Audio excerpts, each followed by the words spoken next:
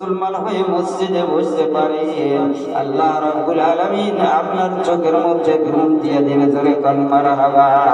কাদের কুদরত দারি হর্ষ কানিয়া কোনে, কাদের কুদরত দারি হর্ষ কানিয়া কোনে, মুর্দা রাজা হাম তু বখশি জিন্দা পে যা কোনি। মুসলমান ভাইরা, এই জন্য এইগুলা মানলে আল্লাহ পাকের তরফ হইতে রহমত অবতীর্ণ হয়। কি বলেন ঠিক কিনা?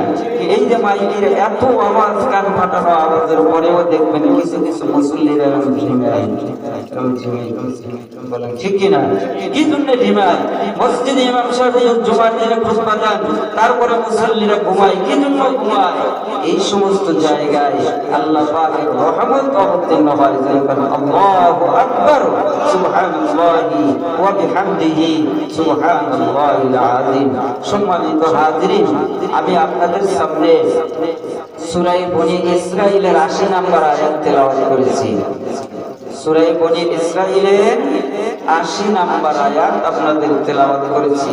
এইবার আমরা আলোচনার দিকে যাচ্ছি।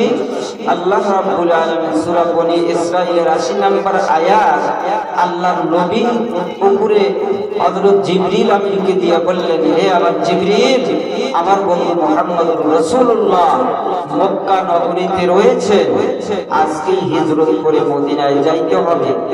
এই আয়াতটা নিয়ে আপনি আমার হাবিবের উপরে নাজিল করে দেন। জোরে বলেন আলহামদুলিল্লাহ। মুসলমান ভাইজানে আমার,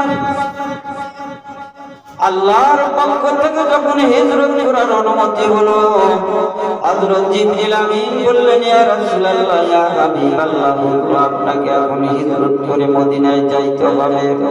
হুজুর, আর আপনি মক্কায় থাকবেন না। আবু জাহল, উতবা, সাইবা দারুন নাদওয়াতে বসে আপনাকে হত্যা করার পরিকল্পনা করেছে।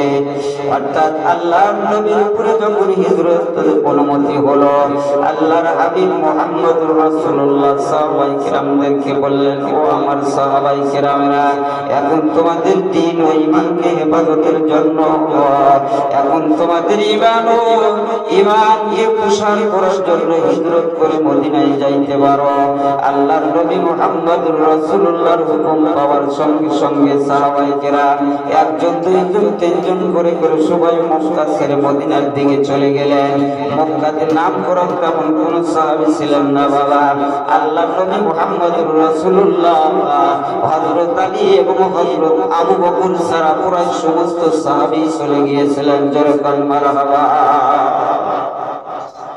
এদিকে কাফেররা দেখলো মুসলমানেরা এইভাবে যদি দেশ ছেড়ে মক্কা ছেড়ে মদিনাতে চলে যায়, মুহাম্মদুর রাসূলুল্লাহ যদি মক্কা ছেড়ে মদিনাতে চলে যায়, এত সুন্দর আখলাক, এত সুন্দর কথা, মুহাম্মদুর রাসূলুল্লাহর এত সুন্দর আদর্শ চরিত্র যদি মদিনায় যায়, আল্লাহর নবীর আদর্শ থেকে দিন দিন মুসলমানের সংখ্যা বেড়ে যাবে।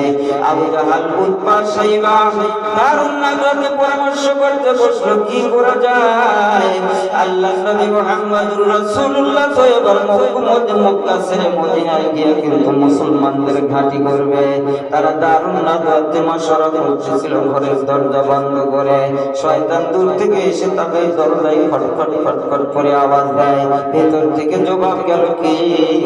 বলে, আমি তোমাদের বন্ধু, তোমরা যে পরামর্শ করতে চাচ্ছ, আমিও তোমাদের পরামর্শে শরীক হতে চাই। জোরে বলেন নাউযুবিল্লাহ।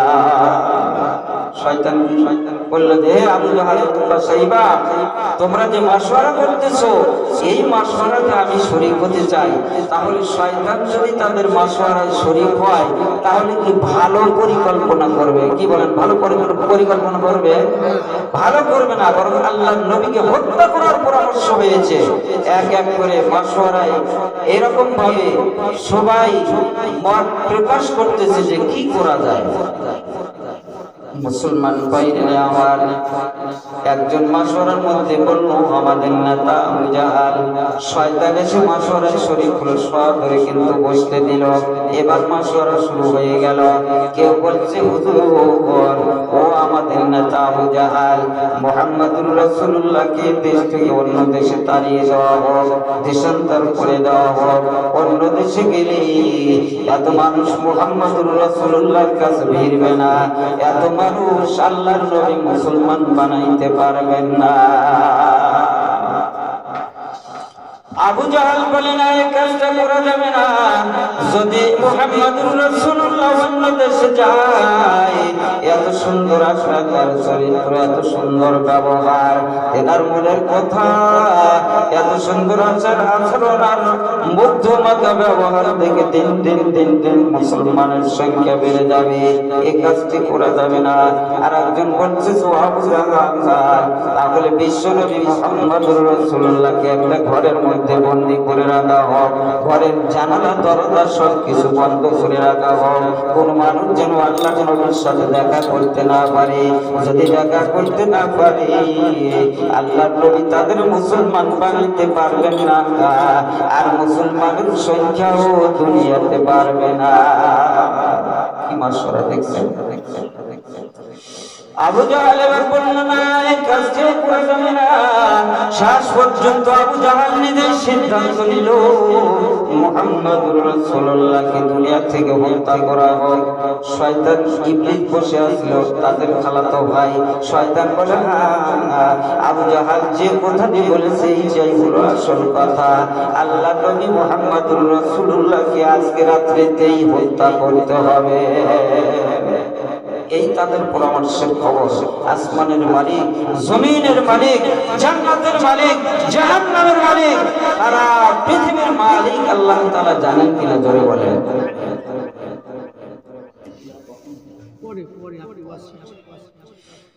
তাহলে तमाम পৃথিবীর মালিক আল্লাহ তাআলা হযরত জিবরিল আমিনকে জানিয়ে দিলেন, জিবরাইল মক্কা নগরীতে আমার দুশমন আবু জাহাল, উতবা, সাইবা দারুন নাদওয়াতে বসে, মিস্টার ইবলিসও দারুন নাদওয়াতে বসে আমার হাবিবকে আজকে রাত্রিতেই কতল করার সিদ্ধান্ত নিয়েছে। ও জিবরাইল তুমি দেরি করিও না, সূরা বনী ইসরাঈলের ৮০ নম্বর আয়াত নিয়ে আমার বন্ধুর কাছে হাজির হয়ে যাও। মুসলমান ভাইরে আমার, আল্লাহর নবী মুহাম্মদুর রাসূলুল্লাহর দরবারে হযরত জিবরিল আমিন সূরা বনী ইসরাঈল ৮০ নম্বর আয়াত নিয়ে চলে আসলেন। হুজুর আজকে রাত্রিতে কিন্তু আপনাকে হিজরত করে মদিনায় যাইতে হবে। কাফেররা কিন্তু মাশওয়ারা করেছে, হুজুর আজকে রাত্রিতে যদি আপনি হিজরত করে মদিনায় না যান তাহলে আপনাকে কিন্তু আবু জাহাল হত্যা করবে। হুজুর আর আপনি যখন হিজরত করে মদিনায় যাবেন, এই সূরা বনী ইসরাঈল ৮০ নম্বর আয়াত কিন্তু আপনার দরবারে নিয়ে আসছি। হুজুর আপনি যখন হিজরতে বের হবেন তখন মহান প্রভুর আলিশানে দরবারে বলবেন, আল্লাহ এই পবিত্র মক্কা থেকে আমাকে নিরাপদ বের করে দেন, আর পবিত্র মদিনায় আমাকে নিরাপদে পৌঁছাইয়া দেন। আর আমি যখন পবিত্র মদিনায় নিরাপদে পৌঁছে যাব তখন আপনার রাষ্ট্রীয় ক্ষমতা থেকে আমাকে একটু সাহায্য করবেন। জোরে কান মারহাবা। আল্লাহর সাহায্য ছাড়া কোনো উপায় আছে? কি বলেন আছে? আমি আপনাদের সামনে যে আলোচনা করতেছি এটা কি আমার শক্তি বলে? কি বলেন আমার চেষ্টা বলে? বহুদিন তো চেষ্টা করি যে আজকে ওয়াজ করে ভাই বোনদের কাঁদিয়ে ফেলবো, কিন্তু সেদিন কি বলেন ঠিক কিনা? এই জন্য যাই বলাইতেছেন এটা কে বলাইতেছেন জোরে বলেন। আল্লাহ তাআলার কাছে বলেন যে আল্লাহ এই অযোগ্য মানুষটি শেষে আমাদের সামনে উঠছে, আল্লাহ এই অযোগ্য মানুষের মুখ থেকে এমন কিছু কথা আলোচনা বের করে দেন যেটা আমাদের দুনিয়া ও আখিরাত দুটোটার জন্যই কামিয়াবি হয়ে যায়। কি বলেন ঠিক কিনা? বহু বক্তা তো দেশে আমাদের দেশে নামছে, কিন্তু ওয়াজ সব বিজয় শুধু ওয়াজ করেই যান, শুধু ওয়াজ করেই যান, কিন্তু মানুষ এই ওয়াজের মাধ্যম দিয়ে হেদায়েত লাভ করবে এবং আখিরাতে নাজাত পায় এই খেয়াল আমাদের মাঝে নাই। শুধু ওয়াজ ভালো হলে আমি আগামীতে আবার বলেন ঠিক কিনা? এরকম থাকার পরে কি করে না?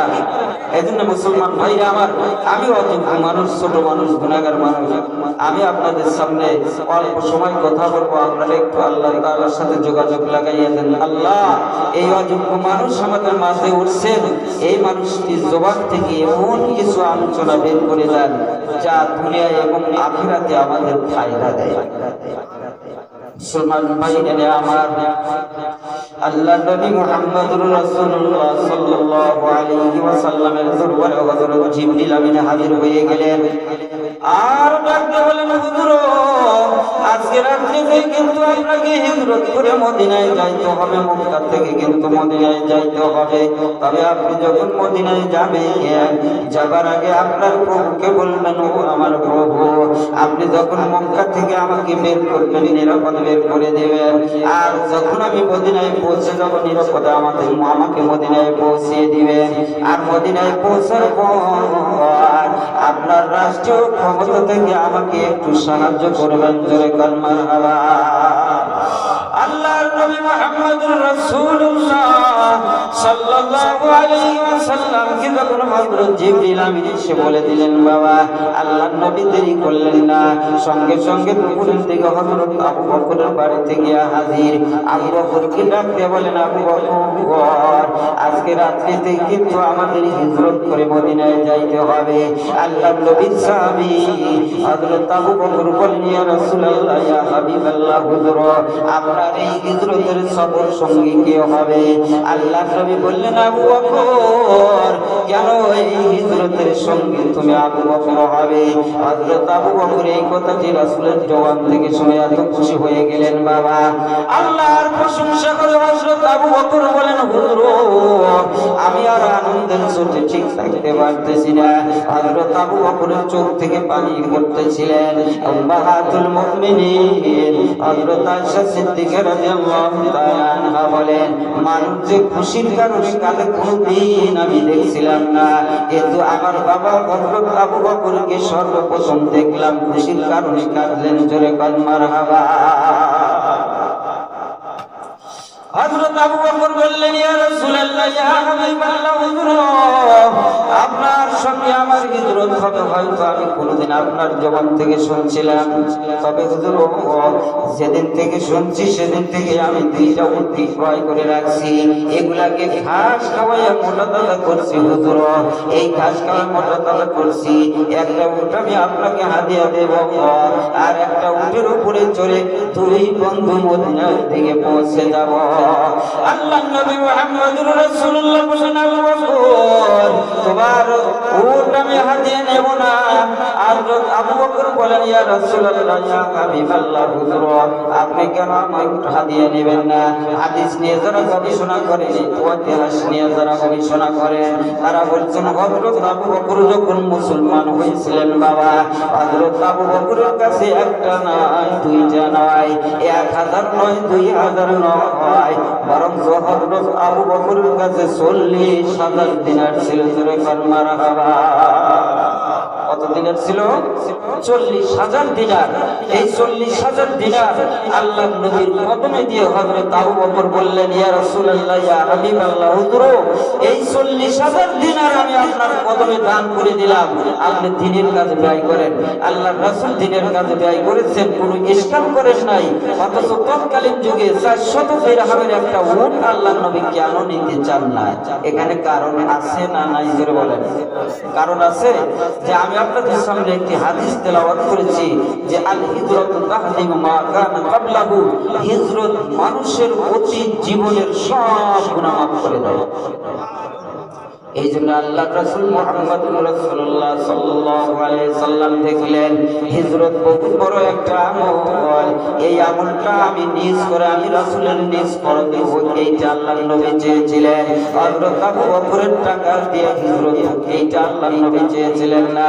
হাদিস নিয়ে যারা গবেষণা করেন, ঐতিহাসিক নিয়ে যারা গবেষণা করেন, তারা বলেছেন যে আল্লাহর নবী চেয়েছিলেন হিজরত বহু বড় আমল, যে আমল করলে মানুষের অতীত জীবনের সব গুনাহ মাফ হয়ে যায়। এই জন্য আল্লাহ নবী নিজ ফরজে হযরত আবু বকরের কাছ থেকে উটটি কিনে নিয়ে দুই বন্ধু সন্ধ্যার দিকে ওই মদিনার দিকে যাত্রা শুরু করবেন। এদিকে কাফেরেরা আল্লাহ নবী যে কামরার মধ্যে ঘুমিয়ে থাকতেন, আহারে আল্লাহ নবী তো দুই জাহানের বাদশা, কি বলে ঠিক কিনা? হাসরের ময়দানে আমি আপনি যার শাফায়াত ছাড়া বেহেশতে যাবার অনুমতি পাবো না, যিনি আমাদেরকে শাফায়াত করে করে বেহেশতে পৌঁছাইয়ে দিবেন, সেই রাসূলের মহব্বত আমাদের ভিতরে আছে তো? বলেন আছে? মুহাম্মদুর রাসূলুল্লাহ যে কামরার মধ্যে শুয়ে থাকতেন, কাফেরেরা 100 জন কাফেরেরা একেবারে অস্ত্রে শস্ত্রে এসে আল্লাহর রাসূলের ঘর চারদিকে বেষ্টন করে রাখছে, আর রাসূলকে গালি গালাজ করছে, কটূক্তি করছে রাসূলের নামে, আর বলছে যে এই মুহূর্তে যদি আল্লাহর নবী বের হয়ে যান তাহলে আল্লাহর নবীকে আমরা ধরে হত্যা করে দেব। আলহামদুলিল্লাহ। মুসলমান ভাইরা আমার, আল্লাহর নবী মুহাম্মদুর রাসূলুল্লাহ এদিকে হযরত আলীকে বললেন, আলী আমার ঘর তো 100 জন কাফেরের অস্ত্রে শস্ত্রে এসে কিন্তু আমার ঘরটা বেষ্টন করে রাখছে রে আলী, অতএব তুমি কি করবা? আমার কাছে কিন্তু কাফেরেরা অনেক টাকা পয়সা স্বর্ণ চাঁদি আমানত রাখছে, যদি আমাকে দেখতে পারে না, আর পরে কিন্তু কাফেরেরা আমার কাছে সোনা দানার দামি দামি জিনিস আল্লাহর নবীর কাছে হেফাজত রাখছে। জোরে কথা সুবহানাল্লাহ। আল্লাহর নবী হযরত আলীকে বললেন, আলী আমি তো আজকে রাত্রি থেকে হিজরত করে মদিনায় যাব না আলী, আমার যে সবুজ চাদর আছে এই সবুজ চাদরটা তুমি মুরুদি আমার বিছানার মধ্যে ঘুমিয়ে যাইবা। আলীকে বললেন, আলী তোমার কোনো ভয় নাই, তোমার কোনো পেরেশানি নাই, তোমার কোনো সমস্যা নাই। হযরত আলী চিন্তা করলেন, হায় রে আল্লাহর নবী জনাবে মুহাম্মদুর রাসূলুল্লাহ জীবনে একটা মিথ্যা কথা বলেন না, যার চেহারার মধ্যে চুল পর্যন্ত কোনো খুঁত নাই, কি বলে আছে কি, যার চরিত্রের মধ্যে চুল বরাবর কোনো বাইর করতে পারে না ইহুদি খ্রিস্টান বেঈমান দলেরা, সেই আল্লাহ নবী বলছেন, আলী আমার বিছানার মধ্যে ঘুমাইয়া যাও, তোমার কোনো চিন্তা নাই, পেরেশানি নাই, কাফেররা তোমাকে কিছুই করতে পারবে না। হযরত আলীর বিশ্বাস হয়ে গেল। আল্লাহর নবীর জবান থেকে যখন বলছে আমার কোনো ভয় নাই, আমার কোনো পেরেশানি নাই, আমার কোনো চিন্তা নাই, আমার কোনো ভাবনা নাই, আল্লাহর নবীর সবুজ চাদরটা মুড়ি দিয়ে হযরত আলী বিছানায় ঘুমায়া গেলেন। জোরে বল মারহাবা। আল্লাহর নবী সবুজ চাদরখানা দিলেন, আল্লাহর নবীর বিছানার মধ্যে ঘুমিয়ে গেলেন। এদিকে সকাল হয়ে গেছে, তার আগে আল্লাহর নবী হিজরত করতে চলে যাবেন। এই সময় হযরত জিবরিল আমিন এসে বললেন, ইয়া রাসূলুল্লাহ, ইয়া হাবিবাল্লাহ, হুজুর আপনি তো এখন হিজরত করতে যাবেন, তবে আপনি একটা কাজ করুন। কি কাজ? বলে সূরা ইয়াসিনের প্রথম আয়াত থেকে শুরু করে এই আয়াতটা পড়ে আপনি আপনার হাতের মধ্যে এক মুষ্টি বালু নেন, এক মুষ্টি বালু নিয়ে সূরা ইয়াসিনের প্রথম আয়াত থেকে শুরু করে এই আয়াতটা পড়ে বালুর মধ্যে ফু দেন। ফু দেবার পরে এই বালুটা কাফেরদের দিকে নিক্ষেপ করবেন, আর আমার আল্লাহ তাবারক ওয়া তাআলা সমস্ত কাফেরের চোখের মধ্যে এই বালু পৌঁছায় দিবেন। জোরে বলুন সুবহানাল্লাহি ওয়া বিহামদিহি সুবহানাল্লাহিল আযীম। মুসলমান ভাইরা, হযরত আলীকে আল্লাহর নবী বললেন, আলী তুমি এই আমার সবুজ চাদর মুড়ি দিয়ে আমার বিছানার মধ্যে ঘুমিয়ে যাও, আর আমি আবু বকর তো আজকে রাত্রিতে হিজরত করে মদিনায় চলে যাব। আগামীকাল দেখবেন কাফেররা যখন শুনবে বিশ্বনবী মুহাম্মদুর রাসূলুল্লাহ হিজরত করে মদিনায় চলে গেছেন, তখন বহু কাফেররা টাকা পয়সা স্বর্ণ চাঁদি যেগুলি আমার কাছে আমানত রাখছি, ও আলী আমানতগুলো তোমার কাছে আমি জমা করে দিলাম। আমি মদিনায় যাওয়ার খবর পাইলে ইহুদি খ্রিস্টানেরা বেঈমানেরা আমার বাড়িতে চলে আসবে, এই মালগুলা আগামীকাল সকালবেলা মালগুলা তুমি বুঝাইয়া দিবা, তারপরে তুমি হিজরত করে মদিনার দিকে চলে যাইবা। এদিকে কাফেররা সারা রাত আল্লাহর নবীর কামরা পাহারা দিতেছিল, বাবা। আর যেতে আল্লাহ নবী হিজরত করার জন্য সূরা ইয়াসিনের প্রথম আয়াত থেকে শুরু করে এই আয়াত পর্যন্ত তেলাওয়াত করে হাতের বালুর মধ্যে ফু দিয়া যখন কাফেরদের চোখের দিকে নিক্ষেপ করলেন, সমস্ত কাফেরদের চোখের মধ্যে বালু পৌঁছায় দিলেন আল্লাহ। জিকির করি লা ইলাহা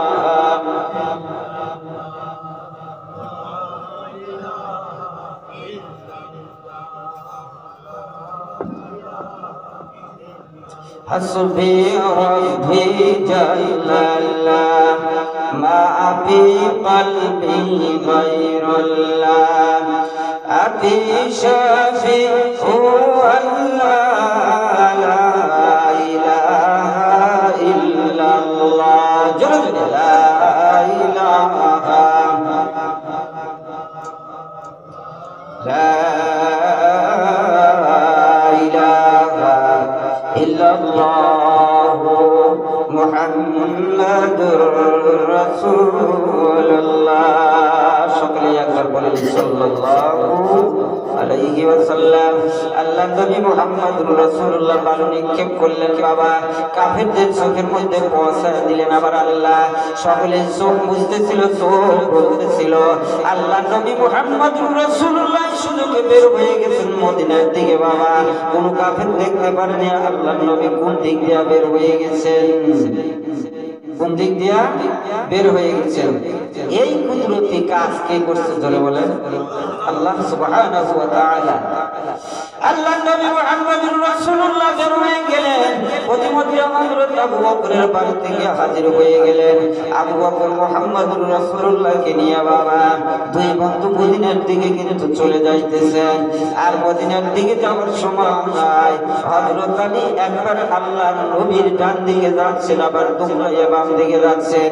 আল্লামা ইদ্রিস কামরুল রাহমাতুল্লাহি আলাইহি সিরাতে মুস্তাফা নামক কিতাবের মধ্যে বলেন হযরত আবু বকর একবার আল্লাহর নবীর ডান দিকে যাচ্ছেন, আবার দূর দিয়ে বাম দিকে যাচ্ছেন, আবার দূর দিয়ে সামনে যাইতেছেন, আবার দূর দিয়ে পিছনে যাইতেছেন। আল্লাহর নবী জিজ্ঞেস করলেন আবু বকর তুমি কেন একবার ডান দিকে যাও, আবার কেন বাম দিকে যাও, আবার কেন সামনে যাও, আবার কেন পিছনে যাও? হযরত আবু বকর বলেন হুজুর আমি যখন ডান দিকে যাই তখন আমার মনের মধ্যে বড় ভয় হয়, বাম দিকে হয়তো কোনো শত্রু লুকাইয়া আছে আপনাকে হত্যা করবে। এই কথা যখন আমার মনে হয় তখন আমি ডান দিক থেকে দূর দিয়ে আবার বাম দিকে চলে যাই। বাম দিকে যাওয়ার পরে আমার মনে হয় ডান দিকে কোনো শত্রু লুকাইয়া আছে, তখন ডান দিক বাম দিক থেকে দূর দিয়ে আবার আমি ডান দিকে যাই। ইয়া রাসূলুল্লাহ ইয়া হাবিবাল্লাহ হুজুর আবার ডান দিকে যাওয়ার পরে আমার মনে হয় পিছনে কোনো শত্রু লুকাইয়া আছে আপনাকে হত্যা করবে, তখন আমি ডান দিক থেকে দূর দিয়ে আবার পিছন দিকে চলে আসি। পিছন দিকে আসার পরে আমার মনে হয় সামনের দিকে হয়তো আপনাকে হত্যা করার জন্য কোন শয়তান কোন কাফের বেঈমান লুকাইয়া আছে, তখন আমি পিছন দিক থেকে দৌড়ে আবার সামনের দিকে চলে যাই। আল্লাহর নবী এত খুশি হয়ে গেলেন, আবু বকরকে ডাক দিয়ে বললেন আবু বকর এই কথার দ্বারা মনে হয় তুমি আমার জীবনের চেয়ে, তুমি তোমার জীবনের চেয়ে আমি রাসূলকে ভালোবাসো। হযরত আবু বকর সিদ্দিক বললেন হুজুর যেদিন থেকে আপনার হাতে হাত দিয়ে কলমা পড়ে মুসলমান হয়েছি সেদিন থেকে আমার কলিজার চাইতে আপনাকে ভালোবাসি। নবিকা কদর জানে সাহাবী, নবিকা কদর জানে সাহাবী, मछली का कदर जानने बंगाली, मछली का कदर जानने बंगाली। আমরা তো শুধু মাছের কদর জানি, ঠিক কিনা? আপনাদের বাড়ির পাশে তো নদী, এই মসজিদের পাশে লাইনের পাশে তো নদী আছে, আপনারা নদীর মাছ খান, কি বলেন ঠিক কিনা? আল্লাহ রাব্বুল আলামিনের নিয়ামত নদীর মাছ আপনারা খাইতে পারেন। আর আমাদের ওইদিকে যদি মনে করি যে একটু নদীর একটু পানি দেখবো, বন্যার একটু পানি দেখবো, এই সুযোগ আমাদের হয় না। সেই মুরব্বীদের জবান থেকে শুনছিলাম অষ্টাশি বন্যা যখন হয় তখন এই বন্যা যখন আমাদের উত্তর দিকে যাওয়া শুরু করছে, মুরব্বীরা করছে গিয়ে এই যে দই বানায়, একটা হলো প্লেট কি বলেন, আর একটা যে দই রাখে আপনাদের এখানে কি বলে, এটা খুঁটি খুঁটি এই খুঁটি দিয়ে করে সেই বন্যার পানি দেখার জন্য ওই উত্তর দেশ থেকে এই দিকে বন্যার পানির কাছে চলে আসতো। ওই খুঁটিতে পানি ভর্তি করে নিয়ে যাইতে রেখে দিত, আর বন্যার পানি দেখে দেখে খুশি দেখে। আমাদের ওই দিকে বন্যা নাই। 88 বন্যার সময় শুনছি, হয়তো হয়েছিলাম কিন্তু অত বুদ্ধি ছিল না। সেই আমাদের বাড়ির উপরে খোলার মধ্যে, আপনারা কি বলেন, খোলা বলেন না কি বলেন, এই খোলার মধ্যেই এক মাজা পানি ভর্তি নৌকা বলে সেখানে গিয়েছিল। তো মুসলমান ভাইরা, আমি আপনাদের সামনে কি বলতেছিলাম যে আমরা বাঙালি জাতি, আমরা শুধু মাছের কদর জানি, আর সাহাবাই কেরাম জানেন রাসূল সাল্লাল্লাহু আলাইহি ওয়াসাল্লামের কদর। এইজন্যই কবি বলেন, নবী কা কদর জানে সাহাবী, সকলে পড়ান, নবী কা কদর জানে সাহাবী, মছলি কা কদর জানে বাঙালি। মুসলমান ভাইরা আমার, আমরা মাছে ভাতে বাঙালি, বাংলাদেশের মানুষ শুধু মাছের কদর জানি, কিন্তু আল্লাহর নবী মুহাম্মদুর রাসূলুল্লাহর কদর জেনেছেন সাহাবায়ে কেরামেরা। হযরত আবু বকর বললেন, হুজুর আপনার হাতে হাত দিয়ে যেদিন থেকে কলমা পড়ে মুসলমান হয়েছি, হুজুর আমি সেদিন থেকে নিয়ে আমার কলিজার চাইতে আপনাকে ভালোবাসি। এদিকে কাফেররা দেখলো আল্লাহর নবীর ঘর তো ঘেরার করে রাখছে, কমপক্ষে 100 জন কাফের মনে আছে আপনাদের। সকালবেলা যখন দেখলো আল্লাহর নবী মুহাম্মদুর রাসূলুল্লাহ কি ঘরের মধ্যে কামরার মধ্যে পাইলেন না, হযরত আলীকে জিজ্ঞেস করলেন, আলী রে তোমাদের দিনের নবী মুহাম্মদুর রাসূলুল্লাহ কোথায় গেছেন? হযরত আলী বললেন, ও আবু জাহাল উতবা সাইবারা, আল্লাহর নবী কোথায় গেছেন তা আমি জানি না। কি বলেন, হযরত আলী কি জানেন? যাচ্ছেন মদিনার দিকে। কোথায় গেছেন? সুর পাহাড়ে গেছেন নাকি অন্য পাহাড়ে গেছেন, এটা তো হযরত আলী জানেন না। কি বলেন, জানেন কি? জানেন না। তিনি বললেন যে রাসূল সাল্লাল্লাহু আলাইহি ওয়াসাল্লাম কোথায় গেছেন তা তো আমি জানি না। মুসলমান ভাইদের আমার, এদিকে কাফেররা আল্লাহর নবীকে ঘরের মধ্যে না পাওয়ার কারণে লাঞ্ছিত হলো, অপমানিত হলো। এবার ঘোষণা করে দিল, মক্কার লিডারেরা আল্লাহর নবী মুহাম্মদুর রাসূলুল্লাহকে আর হযরত আবু বকরকে জীবিত অবস্থায় এবং মৃত্যু অবস্থায় দুইজনের কান্না আমাদের কাছে এনে দিতে পারবে, তাকে কমপক্ষে 100 পুরস্কার দেওয়া হবে। এই 100 উটের লোভে কাফেররা অন্য হয়ে তালাশ করতেছিল হযরত আবু বকর কোথায়, আল্লাহর নবী কোথায়। তালাশ করতে করতে কাফেরদের আমার প্রেম ছিল তীক্ষ্ণ বাবা। আল্লাহর নবী রাতের অন্ধকারে, হযরত আবু বকর রাতের অন্ধকারে কোন রাস্তা দিয়ে গেছেন, এই পায়ের নমুনা দেখতে দেখতে কাফেররা ওই গুহায় পর্যন্ত পৌঁছে গেছে। বুদ্ধি ছিল অনেক। এই সময় আপনারা এক সময় শুনছেন আবু জাহালের নাম ছিল আবুল হিকাম। কি নাম ছিল? আবুল হিকাম। হিকাম মানে হচ্ছে হিকমতের বাবা। আবুল মানে বাপ, আর হিকমত মানে হিকমত কৌশল। তাহলে বলেন হিকমতের বাবা। আর যখন উনি কাফের হয়ে গেল, তখন আল্লাহর নবীকে কষ্ট দিতে শুরু করলো, তখন তার নাম হলো কি আবু জাহাল। জাহাল মানে মূর্খ। মূর্খ, কিন্তু মূর্খের মধ্যেও সীমারেখা আছে। মূর্খ আবার কয়েক প্রকার। মানুষ, সারা দেশের মানুষ 3 প্রকার। 1 নম্বর হলো শিক্ষিত, 2 নম্বর হলো মূর্খ, 3 নম্বর হলো ডাবল মূর্খ। আবু জাহাল ছিল ডাবল মূর্খ। এই জন্য আল্লাহ রাসূল বললেন যে আবু জাহাল তুমি এক সময় ছিলে হচ্ছে হিকমতের বাবা, আর আমি রাসূল আজ থেকে তোমাকে উপাধি দিয়ে দিলাম আবু জাহাল, তুমি জাহালের মূর্খের বাবা। বলেন ঠিক কি? ঠিক। আবু জাহালের খুব জ্ঞান ছিল। মুসলমান ভাইরা আমার, আল্লাহ নবী মুহাম্মদুর রাসূলুল্লাহ হযরত আবু বকরকে নিয়ে মদিনার দিকে যাইতেছেন বাবা। সামনে যাইতে যাইতে হঠাৎ করে দেখলেন সুর পাহাড়। হযরত আবু বকর বললেন, হুজুর এই যে সুর পাহাড় দেখা যাইতেছে, এই পাহাড়ের গুহার মধ্যে কিন্তু আপনার আশ্রয় নিতে হবে।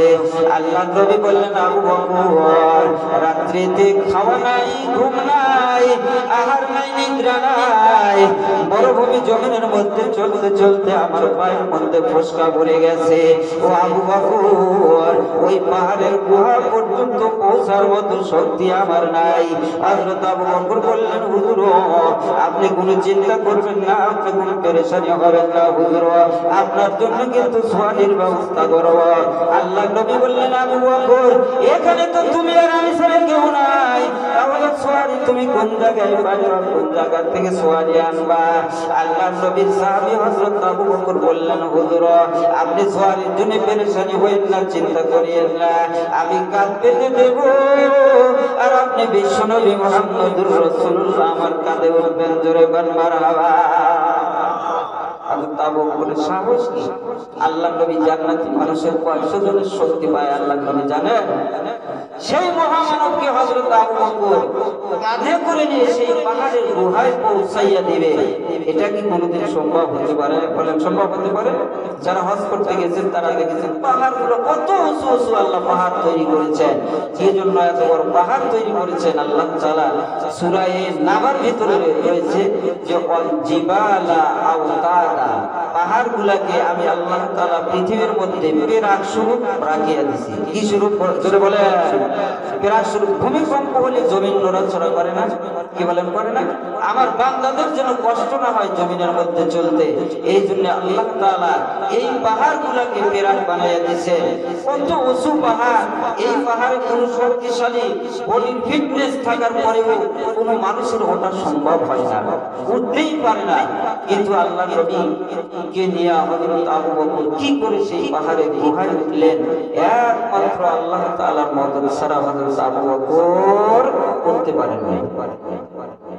মুসলমান ভাইরা আমার, আল্লাহ নবী মুহাম্মদুর রাসূলুল্লাহ সাল্লাল্লাহু আলাইহি ওয়াসাল্লামকে কাঁধে করে নিয়ে হযরত আবু বকর পাহাড়ের গুহার কাছে পৌঁছে গেলেন। ডাকতে বললেন, হুজুর আপনি কিন্তু আগে গুহার ভিতরে ঢুকবেন না হুজুর, আপনি আবার কাঁধে উঠেন। কাঁধে করে নিয়ে আল্লাহ নবীকে পাহাড়ের গুহায় পৌঁছায় দিয়ে আবু বকর বললেন, হুজুর আপনি পাহাড়ের গুহার ভিতরে কিন্তু এখনই আপনি ঢুকবেন না, আমি আগে ঢুকে দেখি ওই পাহাড়ের গুহার মধ্যে কোনো কষ্টদায়ক জন্তু আছে কিনা। জোরে বলেন মারহাবা। আল্লাহ নবী ওখানে দাঁড়িয়ে রইলেন। হযরত আবু বকর গর্তের ভিতরে ঢুকে পড়লেন। গর্তের ভিতরে ঢোকার পরে দেখলেন গর্তের ভিতরে অনেকগুলি খামা দেখা যায়। আল্লাহ নবী মুহাম্মদুর রাসূলুল্লাহ সাহাবী হযরত আবু বকর, প্রথম সাহাবী হযরত আবু বকর গুহার ভিতরে ঢোকার পরে দেখলেন অনেকগুলি খামা দেখা যায়। আল্লাহ নবীর সাহাবী হযরত আবু বকরের কাছে এমন একটা রুমাল ছিলেন, এমন একটা রুমাল কেটে কেটে হযরত আবু বকর সমস্ত গর্তের মুখগুলো বন্ধ করে দিলেন, কিন্তু দুইটা গর্তের মুখ বন্ধ করতে পারেন নাই। এবার পরিষ্কার করার পরে গর্তের মুখ বন্ধ করার পরে হযরত আবু বকর এসে আল্লাহ নবীকে ডাক দিলেন, হুজুর মেহেরবানি করে আপনি এখন পাহাড়ের গুহার ভিতরে ঢুকে পড়েন। হযরত আবু বকর এবং মুহাম্মদুর রাসূলুল্লাহ সাল্লাল্লাহু আলাইহি ওয়াসাল্লাম পাহাড়ের গুহার ভিতরে ঢুকে পড়লেন। বাবা আল্লাহ নবীর খাওয়া নাই, নিদ্রা নাই, আহার নাই, নিদ্রা নাই। হযরত আবু বকরকে সঙ্গে নিয়ে মরুভূমি জমিনের মধ্যে চলতে চলতে আল্লাহ নবীর পায়ের মধ্যে ফোসকা পড়ে গেল। আল্লাহ নবী ক্লান্ত পরিশ্রান্ত দেহ নিয়ে হযরত আবু বকরের রানের উপরে মাথা রেখে হযরত আবু বকরের রানের উপরে মাথা রেখে আল্লাহ নবী মুহাম্মদুর রাসূলুল্লাহ ঘুমিয়ে গেলেন। বাবা হযরত আবু বকর দুইটা গর্তের মুখ বন্ধ করতে পারেন নাই। ওই যে দুইটা পায়ের গোড়ালি দিয়ে হযরত আবু বকর পায়ের গোড়ালি দিয়ে দুইটা গর্ত বন্ধ করেছেন। এই মুহূর্তে সাহাবা আল্লাহ নবীর সঙ্গে দেখা করার জন্য হযরত আবু বকরকে কয়েকবার এসে সিগন্যাল দিয়েছে। আবু বকর বুঝতে পারেন নাই, সাহাবা এসে সিগন্যাল দিচ্ছে আমার পা এখান থেকে তুলতে হবে। শয়তান বিশ্বনবী মুহাম্মদুর রাসূলুল্লাহকে দেখার জন্য আসছেন। আল্লাহ নবী হযরত আবু বকর বুঝতে পারেন নাই। বাবা সাহাবা আল্লাহ নবীর সঙ্গে দেখা করার জন্য আল্লাহ নবীর সাহাবী হযরত আবু বকরের পায়ে দর্শন করে দিয়েছে। সুবহানাল্লাহ। হযরত আবু বকর বিশেষ জ্বালা সহ্য করতে পারেন নাই, চোখ থেকে অনিবার্য কারণবশত চোখ থেকে পানির ফোঁটাগুলো বের পড়তেছিল বাবা। কিন্তু এক ফোঁটা পানি আল্লাহ নবী মুহাম্মদুর রাসূলুল্লাহর চেহারার উপরে যখন পড়ছে, আল্লাহ নবীর ঘুম ভেঙে গেছে। আল্লাহ নবী হযরত আবু বকরের চেহারার দিকে তাকাইয়া আল্লাহ নবী জিজ্ঞেস করলেন, আবু বকর রে, আমি বুঝতে পেরেছি তোমার মনে হয় বাড়ির কথা মনে পড়ে গেছে, তোমার বিবি বাল বাচ্চার কথা মনে পড়ে গেছে, তোমার সন্তানাদের কথা মনে পড়ে গেছে, লক্ষ লক্ষ টাকার বাগানের কথা মনে পড়ে গেছে, যার কারণে তুমি কাঁদতেছো। হযরত আবু বকর বলেন, ইয়া রাসূলুল্লাহ, ইয়া হাবিবাল্লাহ, হুজুর, আমার ছেলে সন্তানের কথা মনে পড়ে নাই, বিবি বাল বাচ্চার কথা মনে পড়ে নাই, আমার সংসার সম্পত্তির কথা মনে পড়ে নাই। হুজুর, আমি দুইটা গর্ত বন্ধ করতে পারি নাই, এদিকে সাপ এসে আমার পায়ে দংশন করেছে। হুজুর, আল্লাহ নবী বললেন, আবু বকর রে, তোমার দংশন কিছু স্থানটুকু আমার কাছে দাও। আল্লাহ নবী বিশ্ব নবী মুহাম্মদুর রাসূলুল্লাহ সাল্লাল্লাহু আলাইহি ওয়াসাল্লাম সেই দংশন কিছু স্থানটুকু লইয়া আল্লাহ নবীর পবিত্র মুখের একটু থুতু ভরায় দিলেন বাবা, থুতু লাগাইয়া দিলেন। সঙ্গে সঙ্গে কিতাবের মধ্যে লাগে হযরত আবু বকর আগে যেরকম ছিল পরেও তার চেয়ে ভালো হয়ে গেলেন হযরত আবু বকর। জোরে বল মারহাবা।